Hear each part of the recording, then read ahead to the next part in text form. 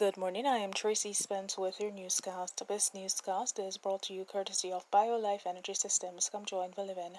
Call them at 800-875-5433. USA Credit Repair, the key to beautiful credit.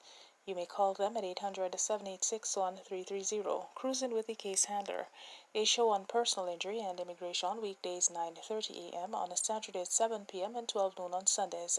Now for the news and details.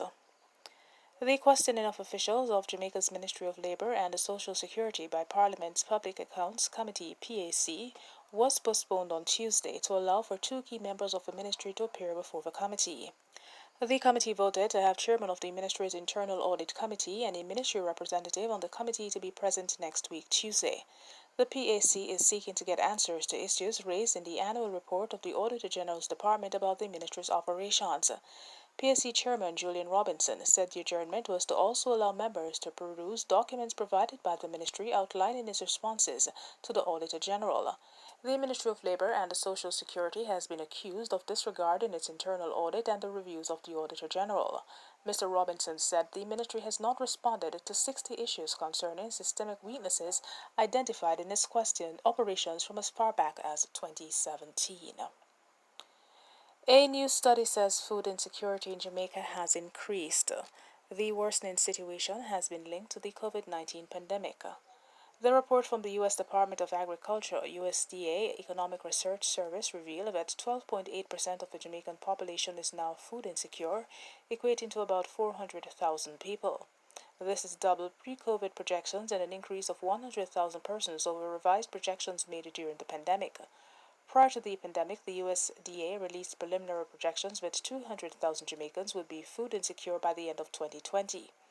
By the end of the year, it said the socio-economic impact of the pandemic had caused the actual number of persons suffering from food insecurity to exceed pre-pandemic estimates by 100%, primarily affecting female-headed households and homes with at least one child.